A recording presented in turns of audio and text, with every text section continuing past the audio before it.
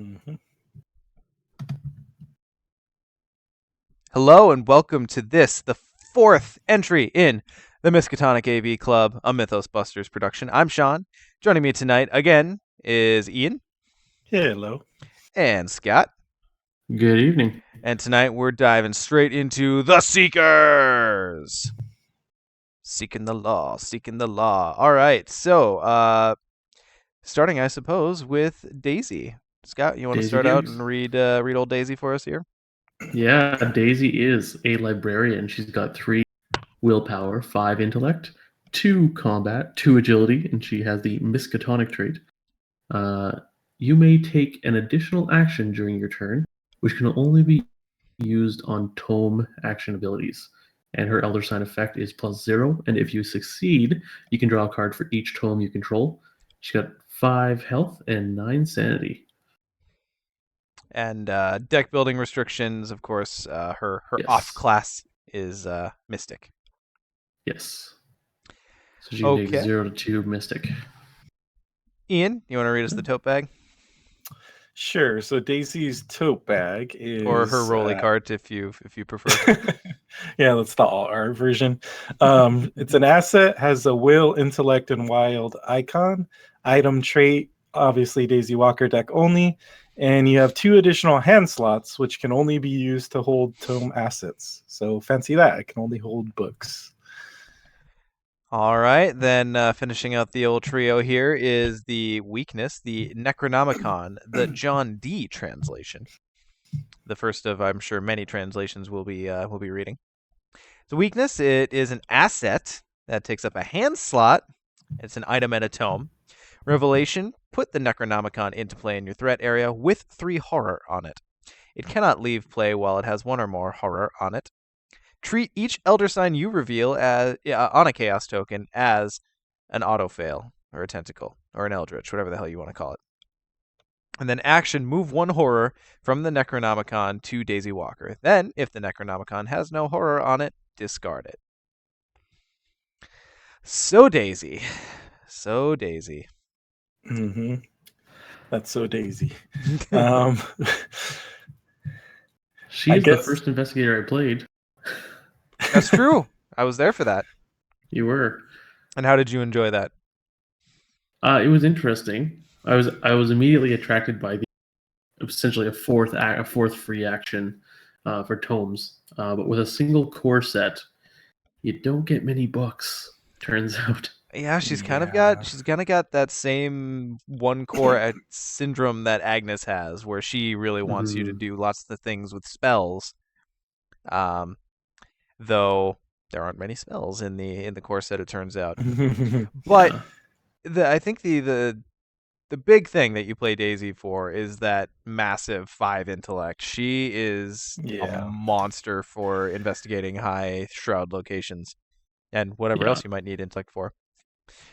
So obviously looking at her, and in my experience playing with her, the biggest thing that she has a problem with, and I think is what makes her, I don't want to say weaker, but it's certainly what compromises her strength, is that she has a real tough time with enemies.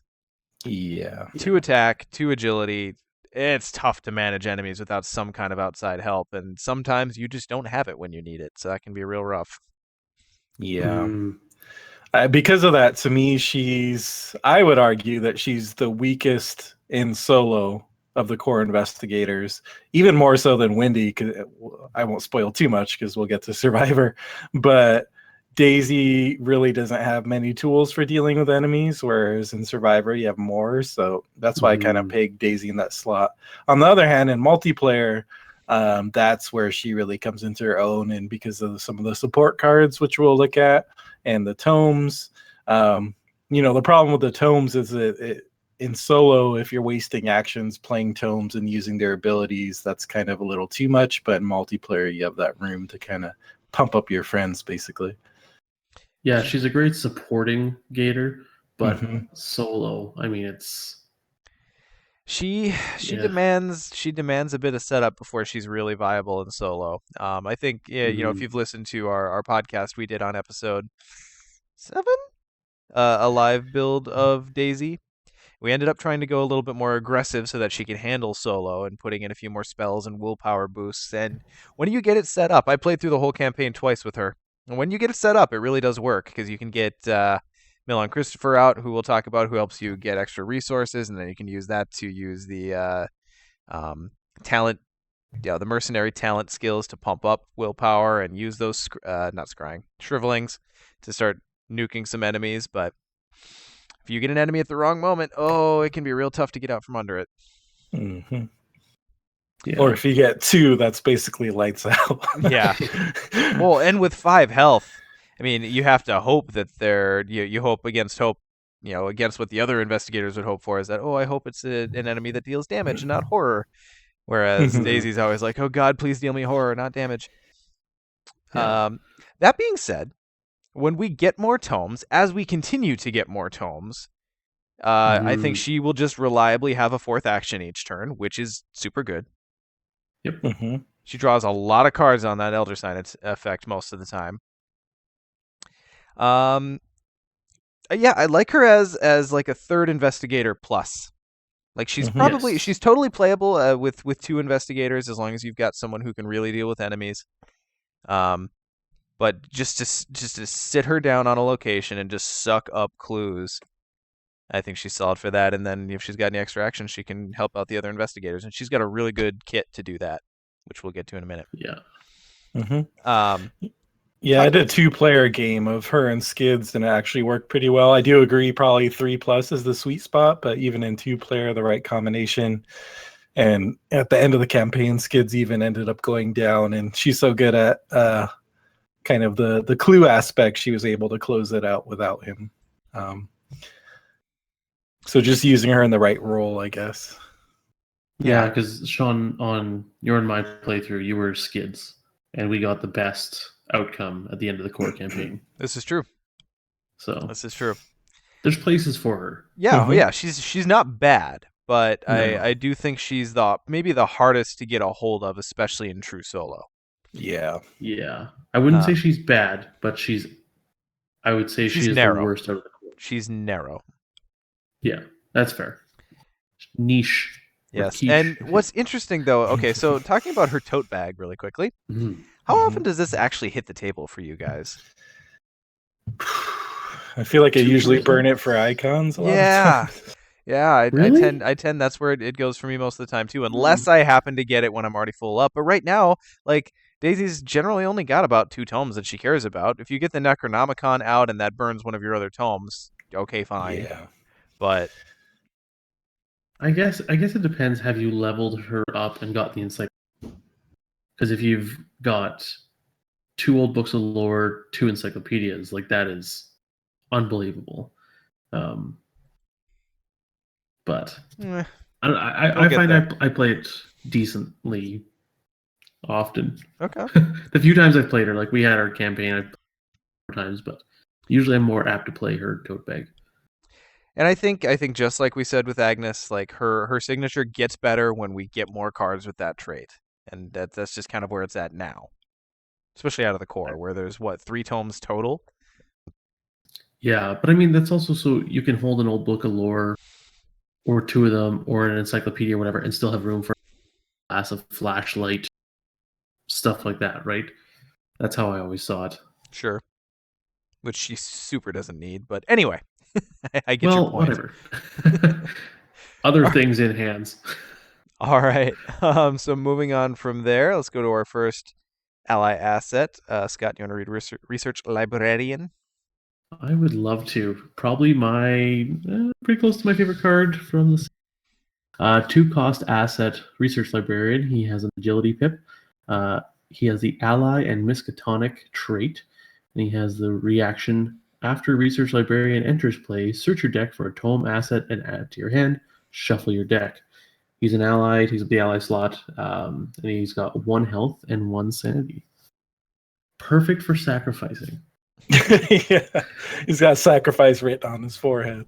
Just sponge. And Ian, when we talked about this guy on the podcast, I think you nailed it so perfectly. He's that guy in the movie where the character goes to seek some information, and they have a meaningful little dialogue, and he offers his help, and then the main character leaves the room, and then a shadow descends on Yep. the nameless NPC, and that's what it is. And then you just hear the scream through the night. There goes the research librarian. Yeah. Yeah. So, but he's good, right? I mean, you plop him down, you grab a tome. Next damage or Yeah. horror that comes your way, you slap it on him and make I room mean- for Milan Christopher.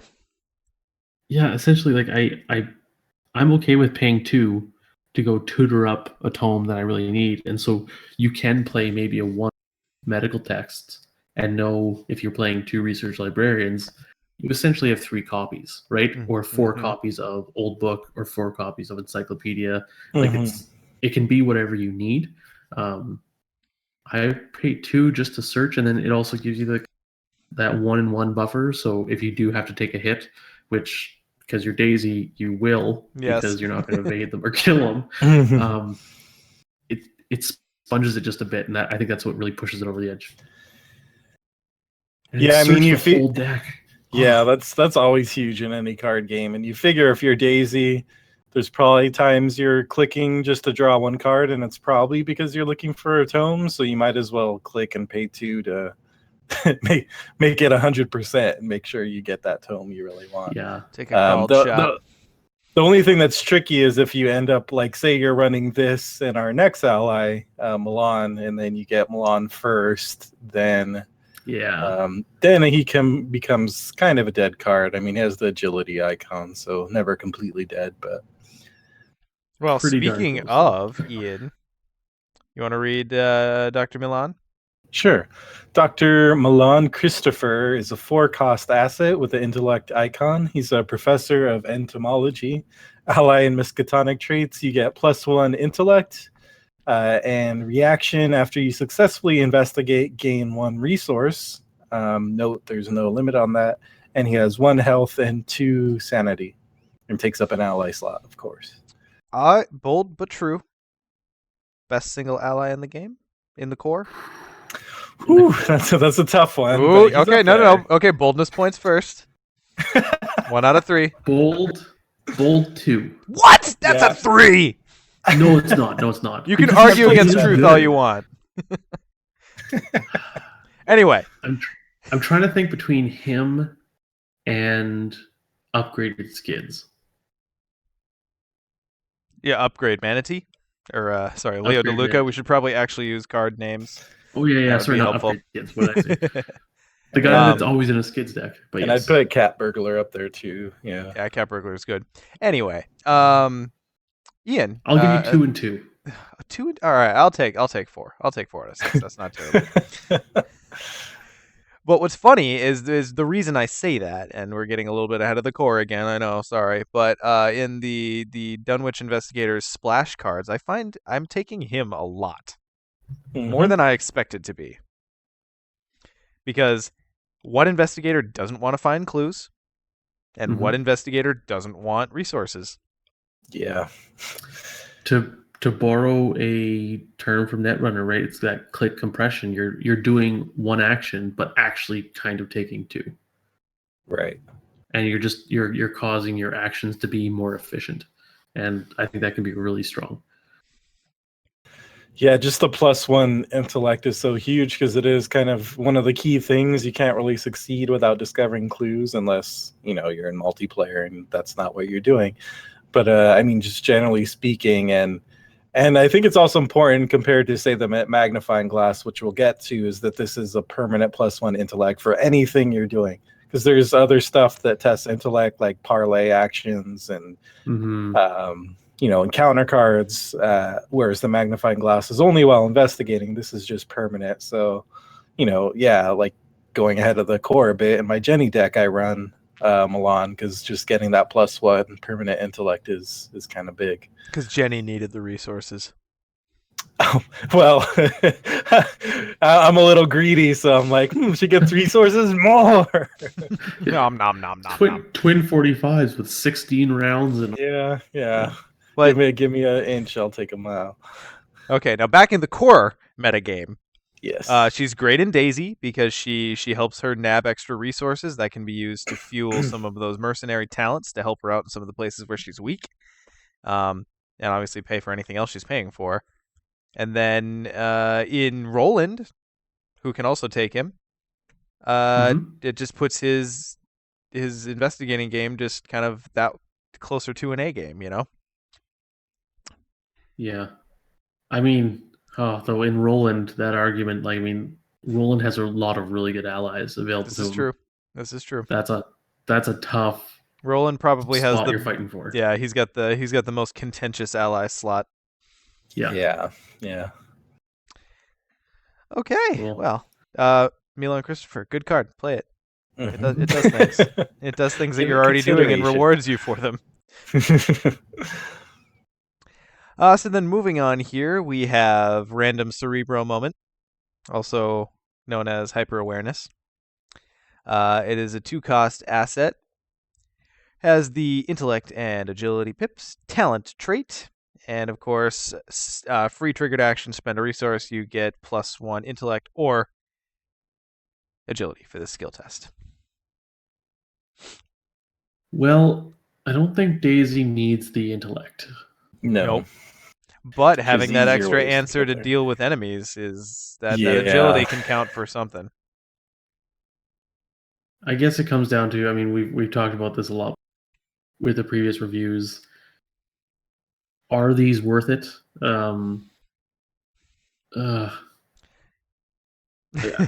I feel like in Seeker, I end up playing these more than I do in other classes simply because Milan Christopher is such a good resource engine. That's fair. And one of my I biggest think- problems, as we've mentioned with these, is that the pace to get these down, most often I'm playing other things, and maybe it's a playstyle thing that I don't play this down on some random action in turn 1 or 2, just preparing for the future. I'd rather move on to the next location and just get on with things. So what happens is I often have this in my hand when I'd rather have it in play, and I can't either afford to play it and use it notably, or I just can't take the hit of or the attack of opportunity that it would trigger to get it down. Yeah. But provided you have the resources, I don't think this one's bad because it's got the two things you need, right? It's got intellect for finding clues, and it's got agility for managing enemies. If you're not a fighter, good thing to be able to run away. Yeah. I guess that's the thing, is just generally going forward in the future, this is something to look at for investigators who are just taking that role of either I'm finding clues or I'm running away. I'm not going to concern myself much with combat. And so this can kind of be one of those things, especially for seekers that don't really have many options so far of either, evading enemies or fighting them. This is definitely the nerd talent. Like your nose is in books, or you're running away from the bullies, right? Like it's. But doesn't agility kind of carry with it some kind of implication of athleticism? Yeah, but when you're running away scared, I don't know. Yeah. This is probably my second favorite of all. So it's in the top half. Ooh. Yes. Oh boy. Yeah, but they're still low. But all right. Right So moving on from there, Scott, you want to read Magnifying Glass? Yeah, Magnifying Glass is a 1-cost asset. It has the intellect pip. It traits item and tool. It has the keyword fast, and you get +1 intellect while investigating. Not bad. I mean, if you're going to be the person in a 3 to 4 player game who's going to be the investigator,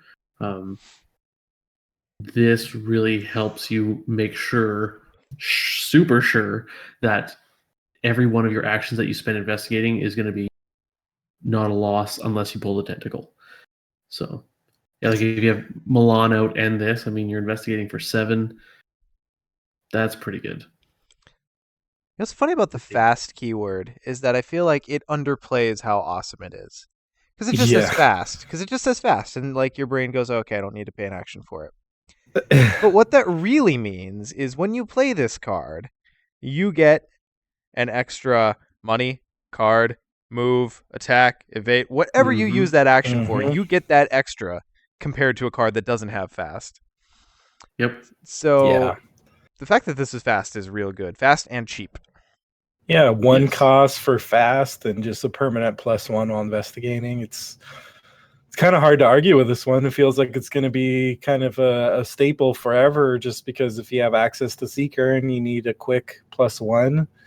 I pointed out the advantages of Milan has over this, but to be fair, this one also has its own advantages, which is especially if you're just kind of splashing this in, say, to a Roland or a future investigator, and you're not wanting to commit like 4 in an ally slot to intellect boosting. This is just like a quick solution. It does take up a hand slot, which can be valuable, but I don't know. It's hard to beat.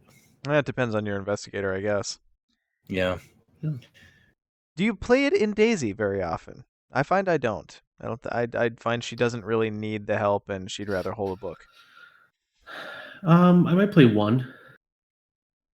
You know what? It usually the upgrade magnifying glass makes it in, not necessarily this one. Ian? It depends. I think I usually end up running it just to kind of have that extra, like, because that is what she is good at. I want to make sure she gets help in that department of some sort. So I'm usually running both Milan and this, generally. All right. Well, I suppose we can't talk about level 0 magnifying glass in the core without talking about level 1 magnifying glass in the core. Whoa. Scott, you want to tell us what the difference is here? Yeah, sure. So 1 experience point, well, obviously, now costs 0, and then it has the free triggered ability. If there are no clues to location, return magnifying glass to your hand. So it can come down fast, and it can come back to your hand fast, which is Yeah. awesome for hand slot management. Yeah. I'm just staring at that bug. If If I found that in my Really backyard, I think I fastly. would. I think I really fastly. Oh God, don't even. But yeah, I suppose that solves the problem. Well, it doesn't solve the problem, but it helps mitigate the problem of it taking up a hand slot. Because as soon as you're done, pull it back. No worries. The only issue is, did it have to, bump out, 45 with the ammo still on it when it came into play? Mm-hmm. Well, I like the upgrade one. Like the single XP makes this card Yeah. monumentally better. So Yeah. if you are going to play it, I think in Roland it's pretty good. It's just Mhm. that usually you're going to have a weapon or two. It's not uncommon to have both like a machete and a 45 out, or his gun. And at that point, it's tough to sell me on magnifying glass because he kill a dude and get a clue instead of investigating. But Or sometimes you don't have a dude to kill. Especially if you're playing solo and the treacheries just keep dripping out. yes, solo this is much stronger in Roland than in multiplayer. Yeah, that's true. I mean, it's potentially like even more valuable for those kind of investigators, I would say, just because they do have to manage their hand slots more, where potentially if you're just kind of a all-out clue hound, then you might be inclined to just leave this out. But scenarios kind of tend to go, so far at least, in little patches where maybe you're investigating for a while and there's a more fighty portion of the scenario, and then maybe more back to questing. That's LRTR seeping through. Yeah. Investigating later, and so being able to pull this back so you can whip out a gun, and then when you're done, throw it away, the gun, and put out the magnifying glass. That flexibility helps. And if this was more XP, maybe I'd have more pause, but at 1 XP, I generally, give it a look. Sometimes there's that 1 XP left over. Yes, so. okay, I was going to mention that too. So many times I'll have like 6 XP, and I'll have 5 that I know I want to spend, and I'll have that one little lingering left, and I'll be like, well, I don't feel like going to New Orleans, and I don't really feel like remembering that I have 1 left, because I don't actually write stuff down for my campaigns, because I'm lazy. So let's just throw in a magnifying glass. It's like a train ticket to New Orleans or a magnifying glass. Somehow those are at equal level. Okay, so moving on from there, Ian. Okay, Read us a story. Sure. The Old Book of Lore is a 3-cost asset with a will, icon, item, and tome. Action: exhaust Old Book of Lore to choose an investigator at your location. That investigator searches the top 3 cards of his or her deck for a card, draws it, and shuffles the remaining cards into his or her deck. So giving you more selective card draw, being able to find the best option out of the top 3. And this kind of plays into Daisy's support because you can choose any investigator at your location. Yeah. And the fact it's a tome, obviously you have to take into account that, if you have this out, she can do it once for free each turn. And I find I've played Daisy in a couple and I find myself often using the Old Book of Lore on other people. Like Roland needs to find a gun or a machete or something. Well, Yeah. Go Old Book of Lore, right? Agnes needs to get shriveling. Like, it's just, if I have Old Books of Lore and 2 research librarians, I'm usually finding my own stuff, or at least getting to the Book of Lore. And Daisy is, she's the investigator, and she does that right off the hop. So, do I need as many cards as someone else? Probably not, I find. Agree. It's I think it's kind of what helps Daisy mitigate her. I keep hesitating to use the word weakness, but her vulnerability to enemies is that as long as you can kind of take a little time to turtle up and get your kit set out, this can go a long way to helping you find that shriveling or that hyper awareness or that mind over matter or whatever your go-to solution is going to be for enemies. This helps you get there faster. Just that problem when you draw that enemy first turn, it's a bummer. But that's not Old Book of Lore's fault. So we're not talking about Daisy anymore, I promise. Yeah, no, I really like this one, and I love the fact that they said choose an investigator, because that really makes this playable in so many ways. And I tend to play healer in MMOs, so the idea of just like an investigator that supports other investigators primarily and just makes everyone else better, like there's some appeal to that, even if it's not terribly sexy. Yeah. So I guess the big question I would have is, would you guys play this outside Daisy where you're not getting the free extra action, so you're going to have to use up one of your 3 actions for it?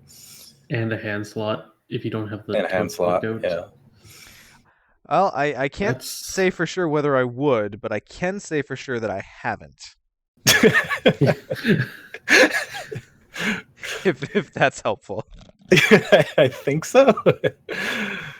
It's a bit tough for me to justify, honestly. It's because so is it worth 3 resources and a card to look at 3 cards once a turn instead of just clicking to draw a card or using an action? Sorry.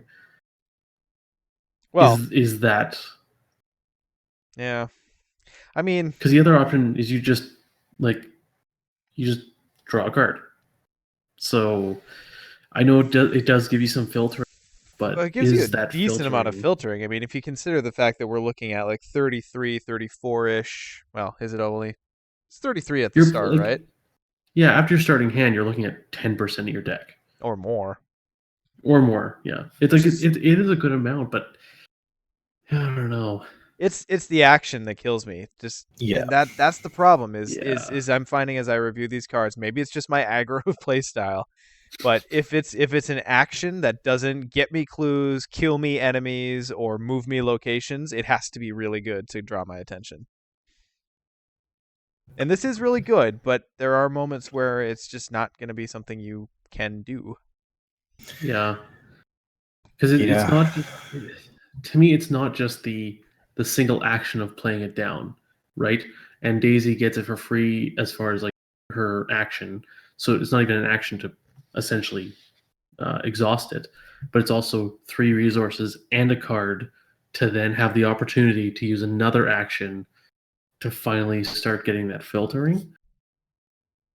To get that $3 back or spend it on something else. That's kind of where I have the issue.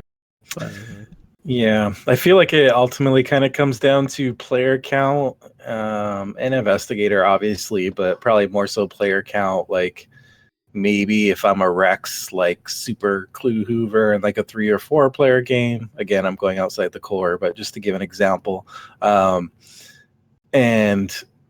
there are going to be times where I just kind of like annihilate all the clues in a location, but don't necessarily want to move. So maybe I have a free action that I can use, and there's in a 3 or 4 player game, there's more potential targets.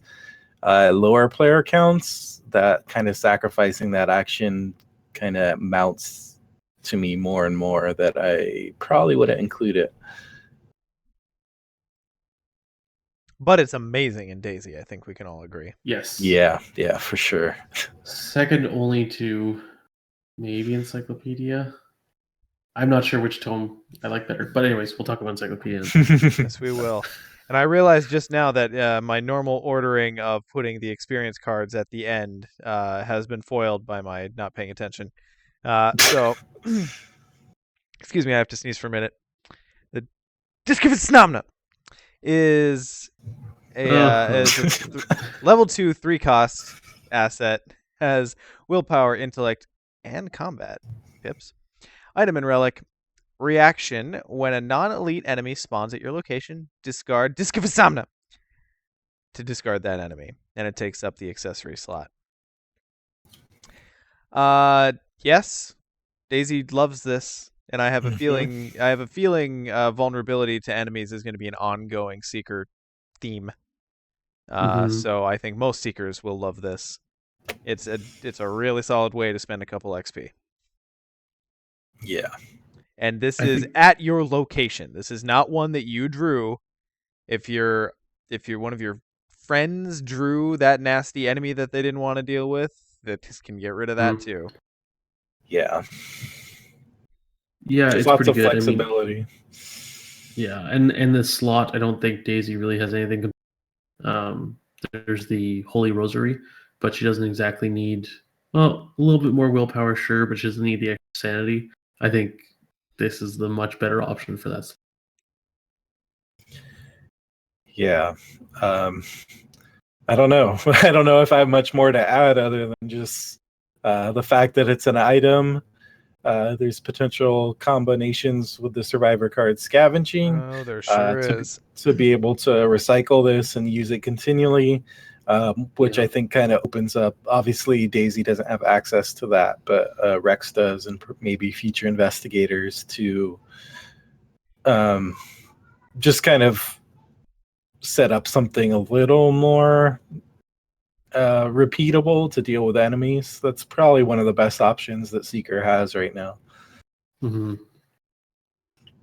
Agreed. I mean, just straight up discarding an enemy. I mean, you think about how many actions an average enemy takes to either, overcome either through evading or fighting, and this is just straight up discard without spending any action other than to play this thing.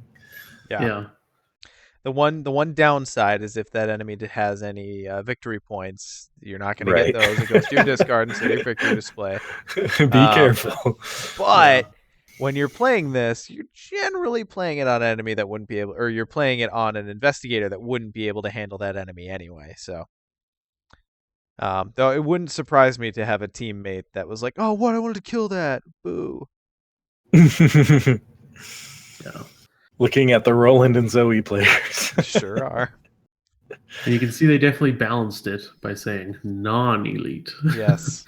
And I love that they did that at the outset of the game. This is something that Lord of the Rings didn't have from the outset of the game. Yes, Is okay, there are important enemies that the game needs you not to be able to cheese.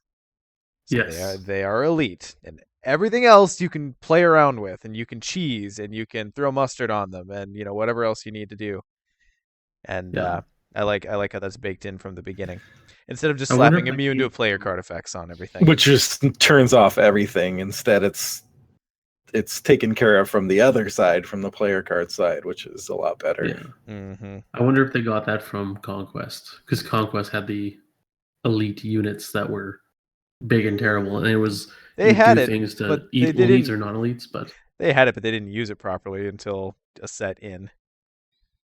Yeah, Like Archon's Terror should have Yeah. been non-elite. Anyway, Anyway, that's a different game. Hey. That's a different game. And Clavex War Leader, but yeah. God, where the hell are we at? Scott, read medical text because you're an EMT. As we've covered.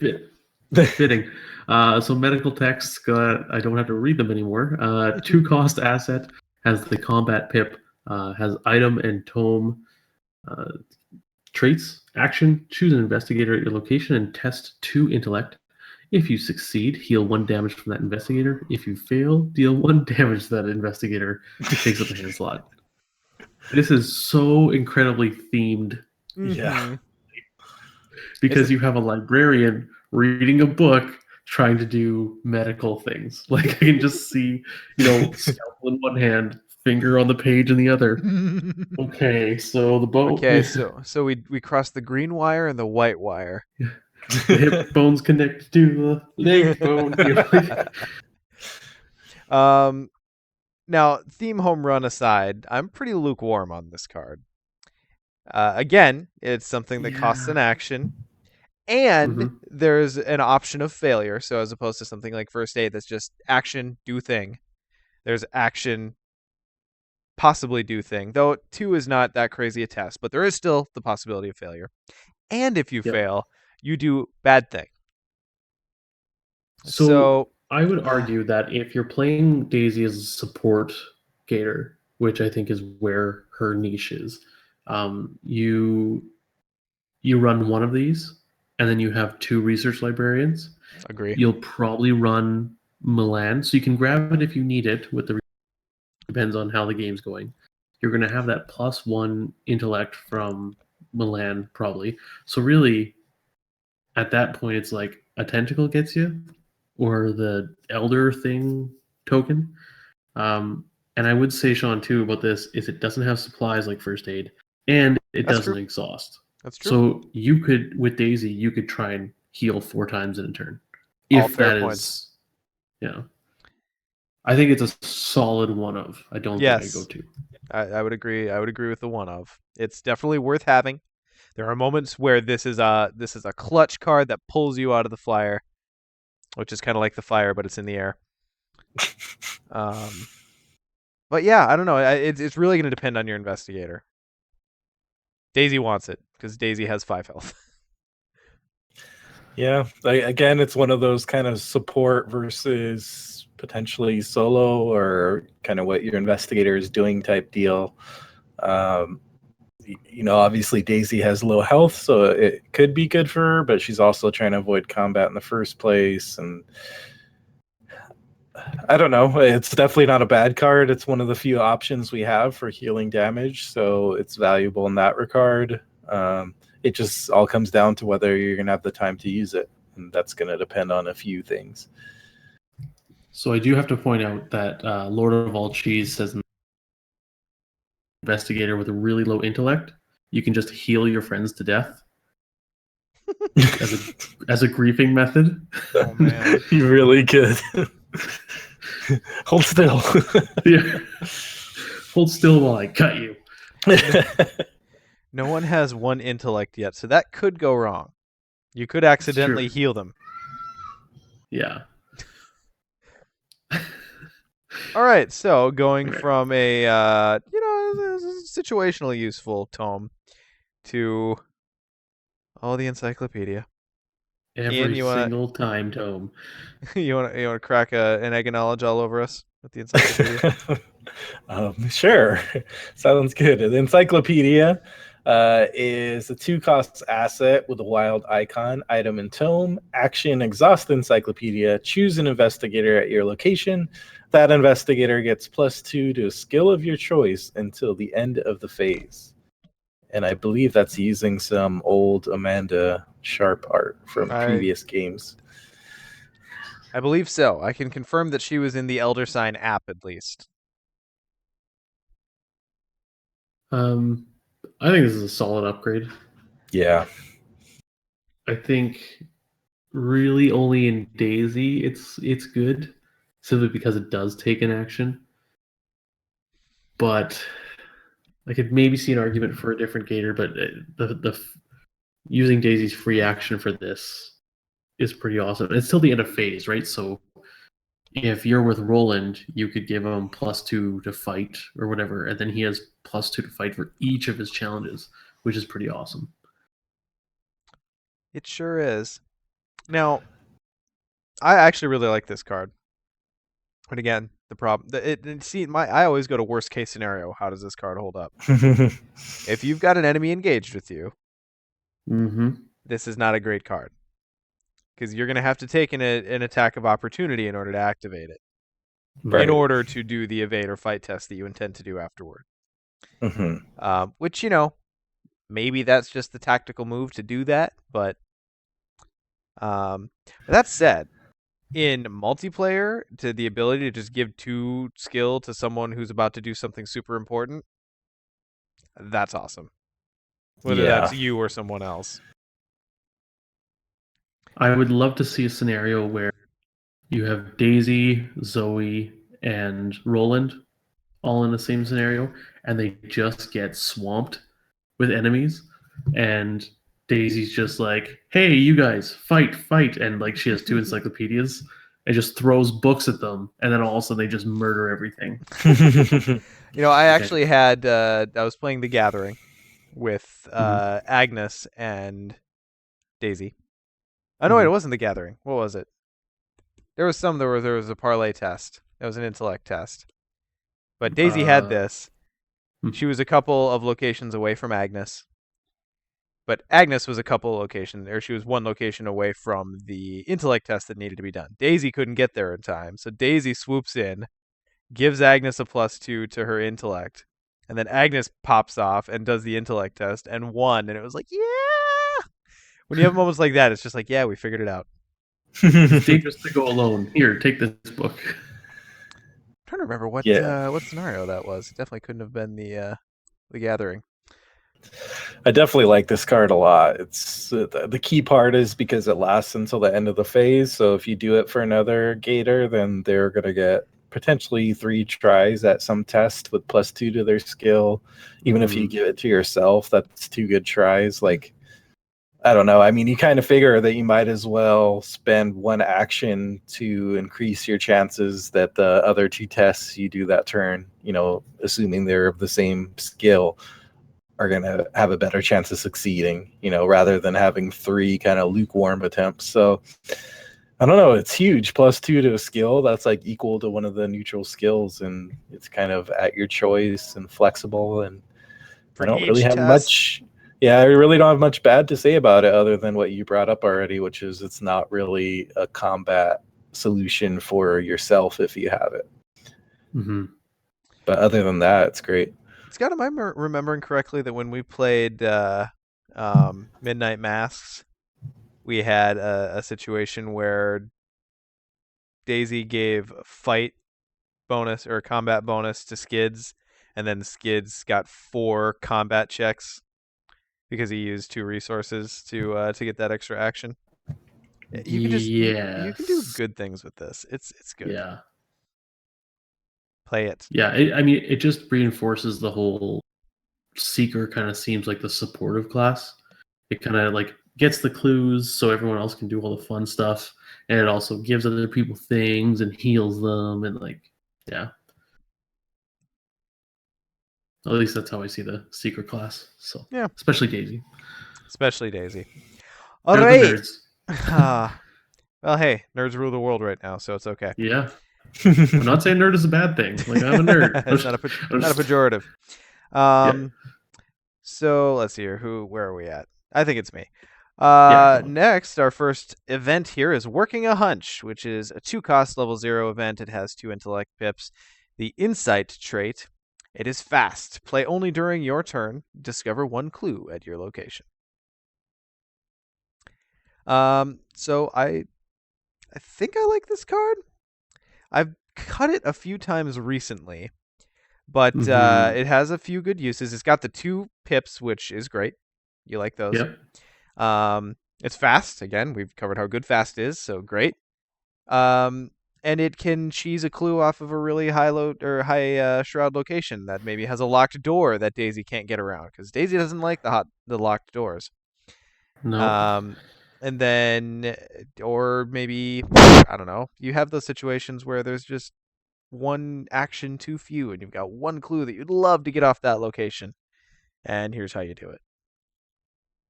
Yeah, it's. I think at first I played two of. I think I'm probably more of a one of now. I think it is handy to have one. Not saying you're always going to draw it, but the two intellect pips are nice as well, even to chuck to someone else's investigation. Yeah, I mean, I think I look at this the way I looked at cards from Conquest. I would never put a card in my deck just because of the pips, except for like unexpected cards. But we'll get onto that. But I mean, like another card, an asset or an event or whatnot, just for the pips. But this one just seems to because it can help you, it can help others. Yeah.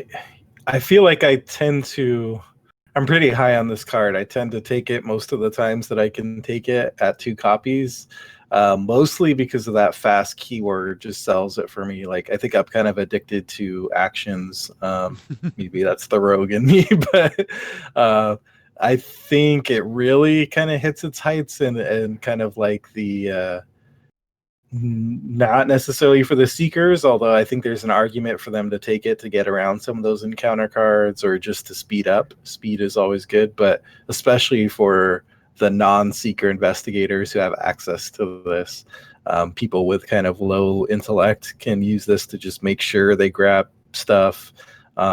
People who want to be using their actions for other things might want to use this just to kind of save some time. Really, it's that fast keyword that sells this card for me, and the fact that it's an automatic success. So even the stupid tentacle can't foil you. This is true. It's guaranteed success. I like that. Yeah. I finally played on hard this last weekend, and it makes a difference. It makes a difference. This card gets way better when you're dealing with a high chance of failure. Yeah. Okay. Very true. So, man, this next card, Scott. Oh, Mom. Yeah, lay Mom on us. Wow, great choice of words. So Mind Over Matter, also known as Mom, 1 cost event, has the combat and agility pips, is insight traded, fast keyword, play only during your turn. Until the end of the round, you may use your intellect in place of your combat and agility. 2 of in every Daisy deck. Yeah. Like, I mean, here's the solution to her shortcomings. Yeah. It's hard to At least argue for with one this thing.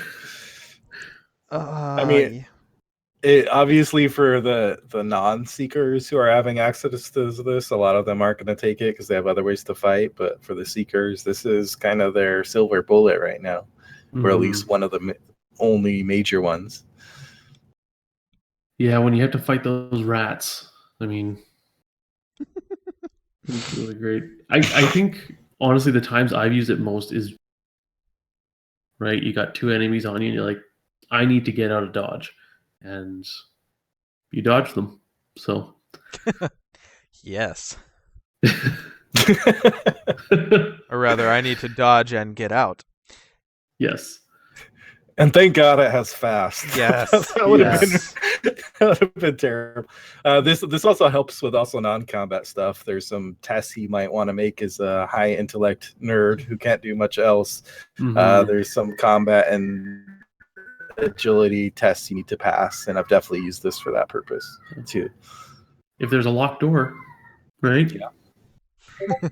So, Mind over matter. I believe the door will open.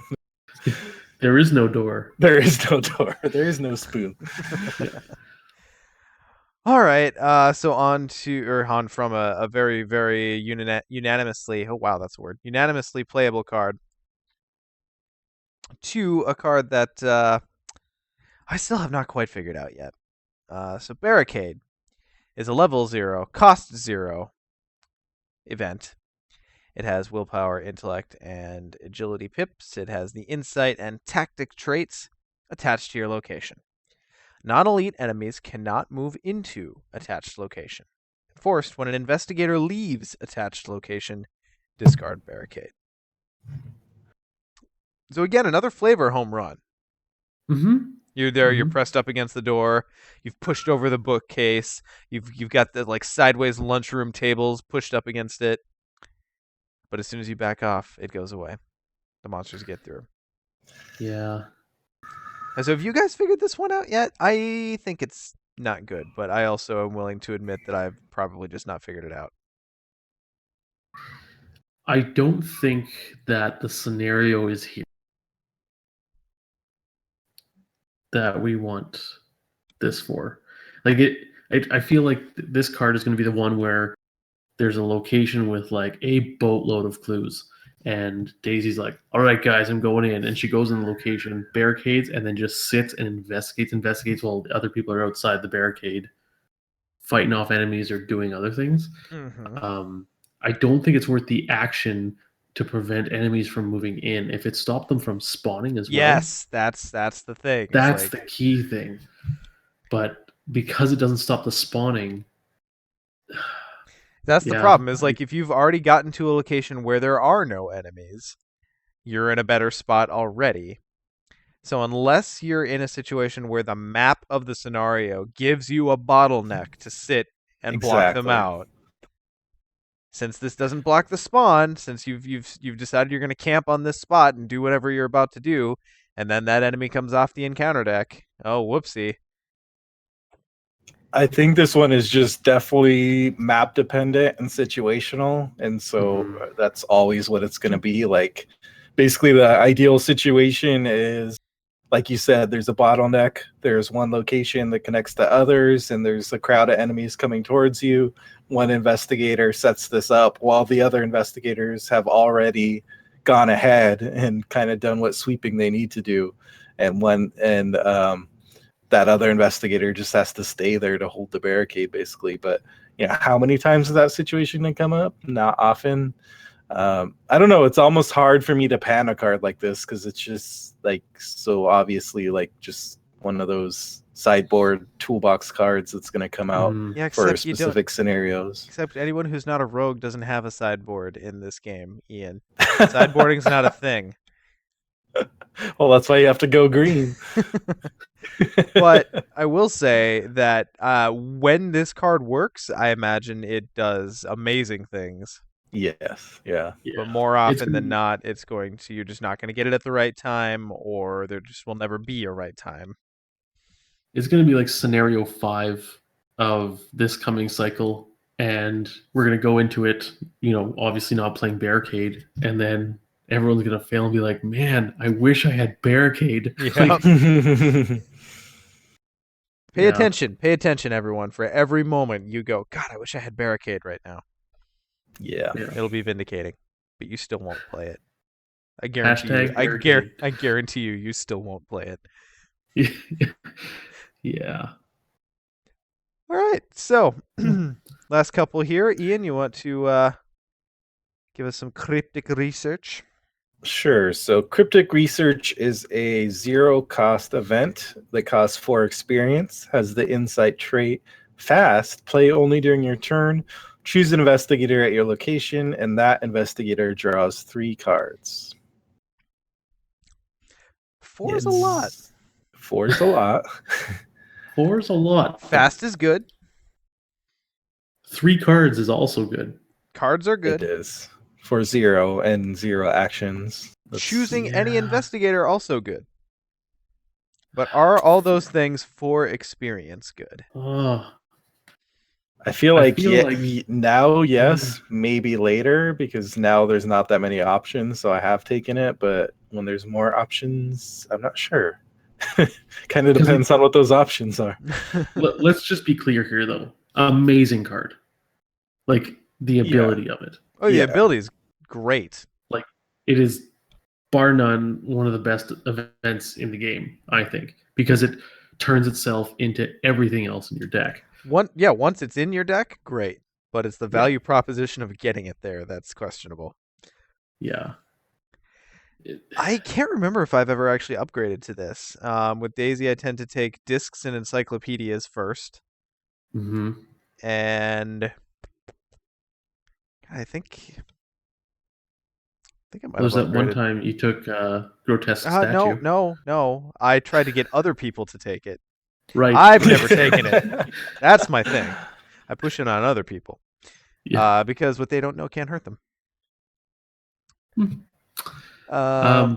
I feel like this, depending on how long the campaigns. I mean, obviously, we're getting. It seems like no spoilers, but Dunwich getting a little less experience than the core set scenarios. Maybe this is like a third or fourth pack. It's like, okay, I'm gearing up for what's probably going to be the final battle in pack 6, right? And you're at the point where you've upgraded all the little stuff. Maybe I've upgraded this once in a core set campaign Mm-hmm. for one copy because I was just like, I have all this experience because I completely. It was like, all right, well, I guess I'll take cryptic research. So And I wonder if this will remain something that people look at as we get more and more level options. Because right now our spread of cards that we can take when we level up is pretty thin. That said, making your deck rather essentially 2 cards fewer, it's not a bad thing. Especially if you are fairly well equipped to deal with your weakness. Card draw in this game is a little weakened with those weaknesses, but I still hold that you don't play around those. You just draw cards and don't draw them when you know you can't handle your weakness, and that's about it. That's true. Don't draw on the last action of your turn. Yes. Yeah. I like how love we're the all card. just like, I wanna gush about this card, but I'm not sure if I can. Is Yeah, it because we've all played it like once? that could be it. That could be it. I Four think I got the experiences so much. It got the most work for me in that kind of Skids Daisy combo because I just was devoting a lot of Daisy's experience to support stuff because Skids was going to handle all the enemies. So, and then it got some work in there, but I don't know. It's definitely worth it in terms of what it does. It's just going to come down to what you really need to spend your experience on, though. It's more the opportunity cost than anything. I think this is a team card. This is one you play for multiple people. Oh, Shut look up, who it Nick. is. No. Look who decided to I was show trying to up. think of something. I was trying to think of something to come in with, and that was the best I had. The fences. I mean, you're not wrong, but you're an asshole. But seriously, like I wouldn't put this in a solo seeker deck or a solo deck at all. Maybe later on in a campaign, but for a team deck, I could see upgrading to this. Yeah. Flexibility is great. And Mhm. when Well, you've got your Roland digging for that 45, a fast draw 3, not bad. Yeah. Yeah, and I was just gonna say that Roland, the one who I've played the most, his big problem is keeping his hand full. So having another player to play this on him and help him, stay supplied, that's huge. Okay, we must move on from this card. But everyone pay attention to see if this remains a viable card in the future, because deck thinning, I think, is always going to be a good thing. But 4 experience is so much! Yeah. Okay.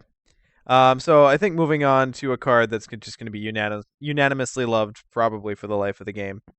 Deduction. Nick, do you want to read Deduction? Do you have cards in front of you? Sure, I can do that. If you want to mouse over it for me, great, thank you. I thought I was going to hear shuffle, shuffle, shuffle. I'm actually watching the stream on the TV right now, so I'm using that. All right, Velcro deduction. strip Seeker opens on the skill. deck box. Seeker skill, intellect icon, practiced trait. If this skill test is successful while investigating a location, discover one additional clue at that location. I knew I had seen this symbol before. I must warn the others before it is too late. It's the shitty Charmander, isn't it? Is that not? Is that not what he's looking at? That is very true. I never looked at that closely. And he has the matching like sticker pack in the other hand. Yeah.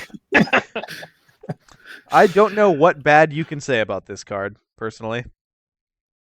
Yep, it's yeah. I mean, I forget who was. We were discussing this on the Discord channel, which if you're not part of, join it. That I mean, the core of the game is getting clues, right? In one way or another. Most often, it's going to be through investigating. This just makes your action way better. It adds a pip to the test, so you're one higher. And then when you do succeed, which it helps you do, you get 2 clues instead of 1. Yeah. Fantastic. One of the best skills. Yeah, it's kind of like the Seeker counterpart to Vicious Blow in that way. That kind of Yep. like increases the speed of what that class is doing at. The only situation I can think of where it's not good is if you're playing solo and like every location only has 1 clue. But that's such like a niche situation that. Oh God, I'm so sorry that this only has 1 clue. Let me grab it without my skill and let the plebeians use their deduction. Yeah, I don't know. I love this card. It's Vicious Blow in the other direction. Clues and enemy management are the core of the game. Doing more of that is always going to be good. Is Vicious Blow in the other direction Vicious Suck? Yes. Yeah. I mean, I was wondering. Yeah. Oh. So I think one of the only other things I would say is there are a fair few actions we have as opposed to like fight, which always at this point ends up damaging an enemy. We have a few actions in the game at this point that when you investigate and do something else. I think burglary is probably the best example. I almost wanted to say scavenging, but scavenging is completely different. You play this with scavenging. Don't count scavenging against this card. But this doesn't work with burglary. Are there any other ones where you investigate and then do something other than grab clues? Chat, come to our rescue. Just burglary and scavenging is all I can think of. No, but scavenging is a plus. It's like if you succeed by 2 or more. If you're successful, it's a reaction get to clues that. and then also do this other thing. Yeah. So scavenging is fine with this. In order for you to get the additional clue, you have to be discovering a clue. Yeah. Essentially. Yeah. It's additional. It's supplemental. Yeah. I have no idea how the math would work on this, but getting a +1 to the skill you're already doing and then getting to skip the next test, essentially, if you succeed. Just great action compression and great fixing of that test. And a great splash card for whoever can take it as well. A really solid option. Yeah. If you're going to be the investigator kind of your group. Oh, even in multiplayer, if you've got a group, sure, even if you're not the investigator, if someone's in your location, just toss this at them. Yeah. All right. Well, I think that wraps this up for the Seekers, guys. There's fixing, there's deck manipulation, there's draw, and there's lots of clues. Any closing thoughts on the investigator class as a whole? Or Daisy, as we've now seen all the cards available in her class. I really want to play another campaign, a 4-player campaign specifically, and I play a super support Daisy, where I'm not looking to do anything but get clues and help everyone out. Because I think that is a really cool archetype to have in a card game so early. Well, if you think about it, like a competitive card game, you can only have that archetype in a co-op card game. That can't exist outside of co-op. Because there's, as far as I know, there's no team competitive card game where you can play support, like pure support. So I love seeing that because, as I said, I'm kind of like the career healer in MMOs. So, Ian, any thoughts from you? They're definitely kind of like a combination of lore and spirit from Lord of the Rings. That kind of like support and just focusing on making progress towards your ultimate goal. I don't know if I have anything too much to add other than what we said, other than this is one of the classes I really like to see that if I have access to it, like this is one of the classes I want to be able to splash into just to grab those key investigation tools. Everyone needs to investigate for the most part. Like the best ally in the game, Dr. Milan Christopher, perhaps. Well, perhaps. Yeah, I agree. They have some phenomenal cards to splash in for those who can. Mhm. Okay, Nick, anything from you, our latecomer? Dr. Milan, amazing. Encyclopedia, amazing. Cryptic research, I think, is pretty good. Mom's awesome as always. Everything else is, pretty good. I like Daisy. I do. So, nothing else. Yeah. All right, guys. I'm going to get this right. So if you've enjoyed what we've done here tonight, I would recommend you also check out our somewhat bi-weekly-ish podcast. You can find that at Mythos Busters. Oh my God, I already screwed it up. mythosbusters.wordpress.com. We obviously have a Facebook, and that's facebook.com/mythosbusters. This will eventually make it to our YouTube channel, so if you're seeing this on Twitch and have not subscribed to us on YouTube, go do that. That's youtube.com/mythosbusters. We're on Twitter. Follow us at mythosbusters, and we also host a Discord server, which I would highly recommend you come in and chat. There are some awesome people in there. It's really active, and that is at discord.me/mythosbusters. So thank you for joining us in this 4th entry in the Miskatonic AV Club. We will join you very shortly for the next one.